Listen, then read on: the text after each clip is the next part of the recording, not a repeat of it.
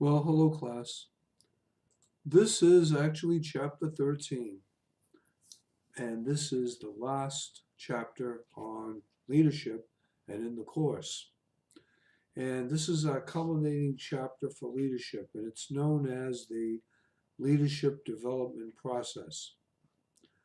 And basically, how do we develop or describe, rather, let's say, describe the steps to development of a personal leadership plan?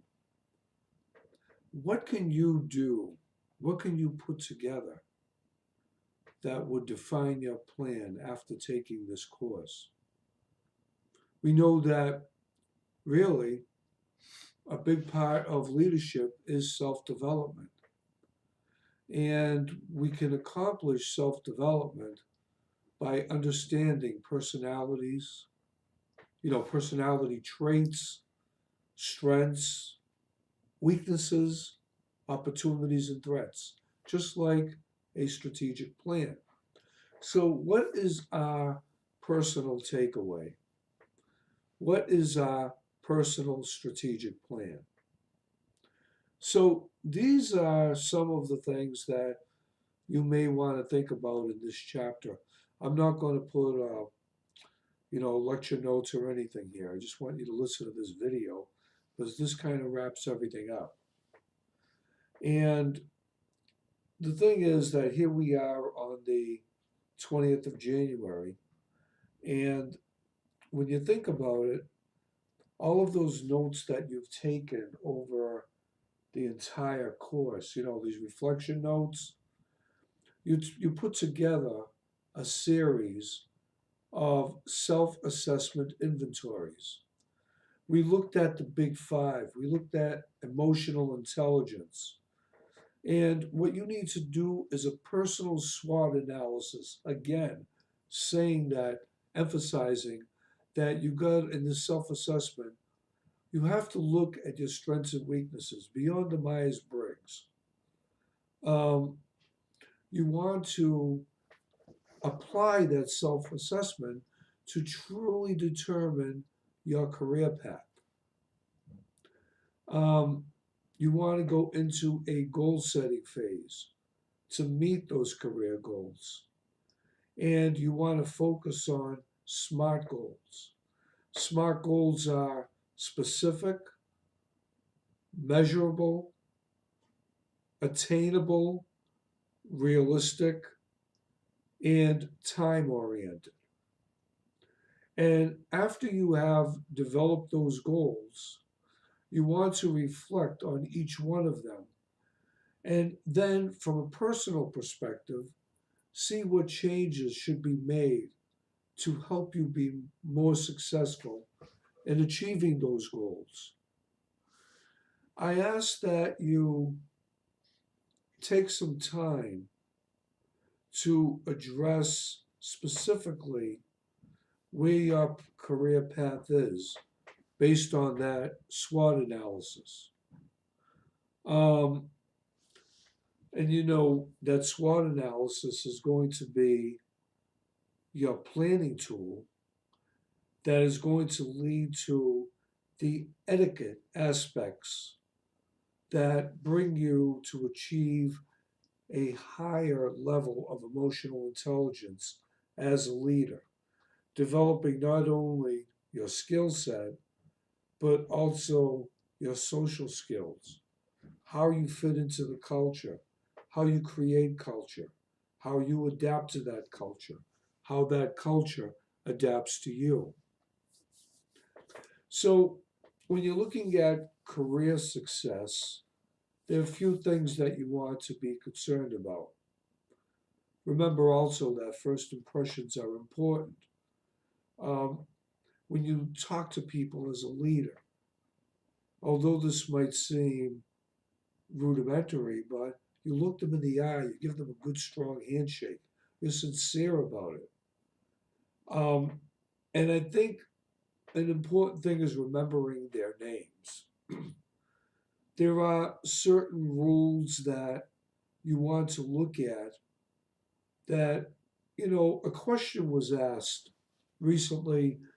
I remember in my interview with Commissioner Evans, and he asked me an interesting question. And the question was, how do you identify a leader? And of course, I had to give it some thought, but something came into my head. And the way I answered him was, if you can walk into a room, not open your mouth, and those in the room know you are the leader, then you are a leader. He liked the answer, but the statement I was trying to make is how you present yourself, how you're confident about what, not cocky, but confident. Avoid speaking loud. Avoid getting distracted by constantly checking your cell phone. You'll get that message. If it's an emergency, you'll know about it. But interrupting people who are giving you their attention is a disconnect between you and the subordinates or even the people that are on your level or report to you. You want to move up on a jet stream, you have to be considerate of other people. You have to be able to be an individual who people can trust. They say trust and loyalty are the two most important things. If you have trust, you'll get loyalty. The more I thought about it, I think that trust inspires more trust and loyal to the true message, not loyal to you as an individual. As a leader, nobody owes you anything. As a leader, you take responsibility and you don't look for what you're getting out of leading. But what you do look at is how your leading makes a difference in others. That's your payback. Often, look in the mirror. Look at who you are. Michael Jackson once said, when he wanted to implement change, I'm starting with the man in the mirror, and I'm asking him to change his ways. There's no better way to implement change than to buy into it yourself. Don't tell anyone to do anything that you aren't willing to do yourself if you had to. We listened to Jillian and Nate from Elite, two young leaders who really get it.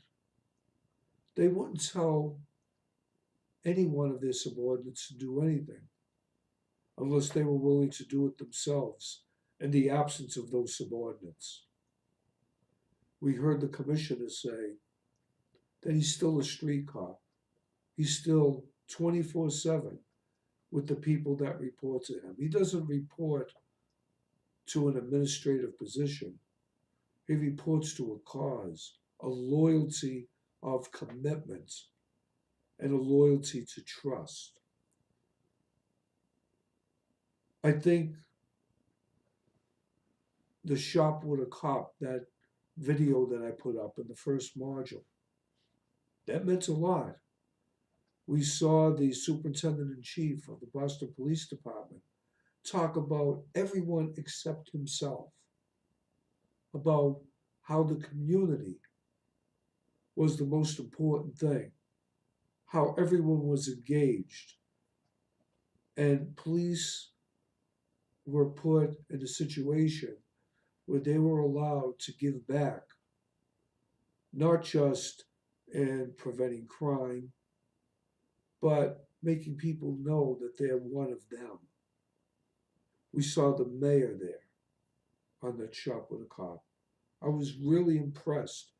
We saw veterans. We saw cadets. We saw people from UMass all the schools, everybody came together to show their loyalty to each other. And I think that's what's really important. Another takeaway here is keep your pet peeves away. Don't take anything personal. If there's something that's a problem, work it out. Get on a level ground. Don't use your position to show superiority. Use it to show compassion and servant leadership.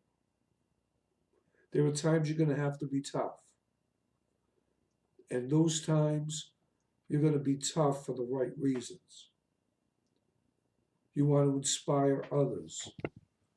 You want to be better today than you were yesterday and look forward to growth in tomorrow. Be a mentor.